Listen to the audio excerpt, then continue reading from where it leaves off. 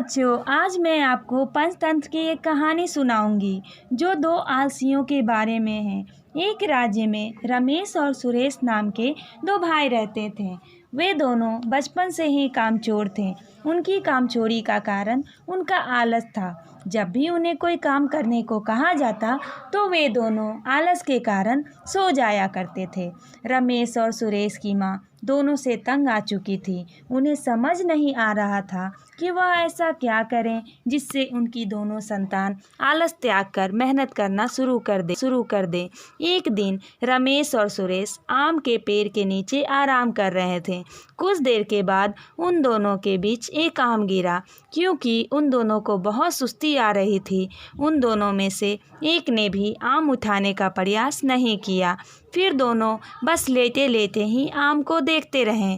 थोड़ी देर के बाद वहाँ से उसके राज्य के मंत्री गुजरे। मंत्री को जाता देख रमेश मंत्री से बोला, राम राम मंत्री जी, हमें आपकी सहायता चाहिए। मंत्री जी बोले, कैसी सहायता? तब रमेश कहता है, मंत्री जी, अगर हो सके तो क्या आप यह आम हमारे हाथ में थमा सकते हैं? रमेश की बात मंत्री को बहुत अटपटी लगती है।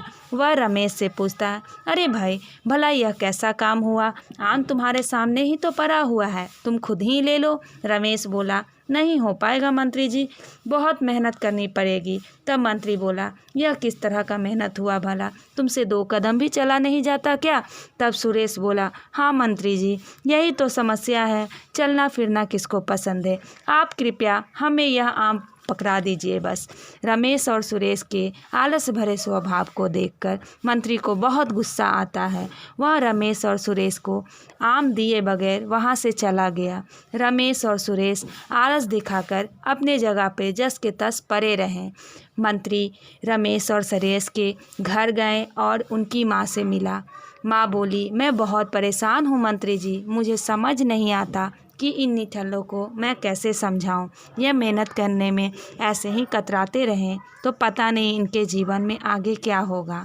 आप चिंता ना करें, अगर मुझे उन दोनों के बारे में पहले से जानकारी होती तो अब तक कुछ ना कुछ निष्कर्ष जरूर निकाल लेता।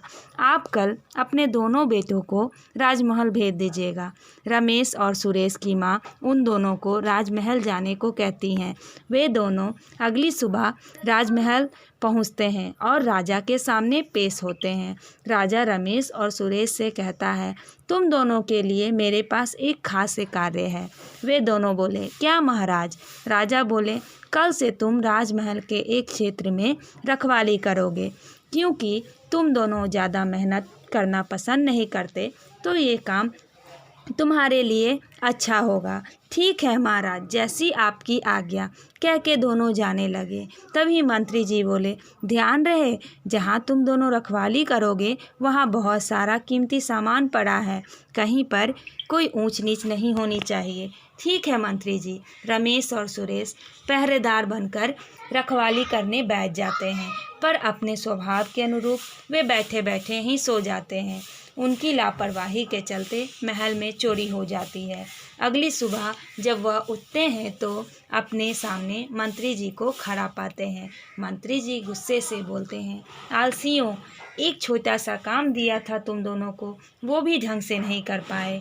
अब तुम दोनों मेरे साथ चलो, तुम्हारी गलती के लिए तुम्हें दंडित किया जाएगा। राजमहल का बहुत नुकसान हुआ है, तुम दोनों को मृत्यु दंड मिलेगा। दोनों अचंभित होकर बोले, क्या मृत्यु दंड? हाँ, तुम्हें शेर के हवाले कर देंगे। यह सुनते ही रमेश और सुरेश दोनों बुरी तरह से डर जाते हैं। उन्हें जैसे ही शेर के सामने लाया जाता है तब वे दोनों राजा के सामने गिड़गिड़ाते हैं और बोलते हैं, हमें क्षमा कर दीजिए महाराज, हमसे बहुत बड़ी भूल हो गई है। अगर हम आलस नहीं दिखाते और अपना काम ईमानदारी के साथ करते तो चोरी नहीं होती। हम वादा करते हैं आगे कभी भी आलस नहीं करेंगे। उन दोनों की बात सुनकर राजा उन्हें क्षमा कर देते हैं। तो बच्चों, इस कहानी से हमें यह शिक्षा मिलती है कि हमें कभी भी आलस नहीं करना चाहिए। धन्यवाद।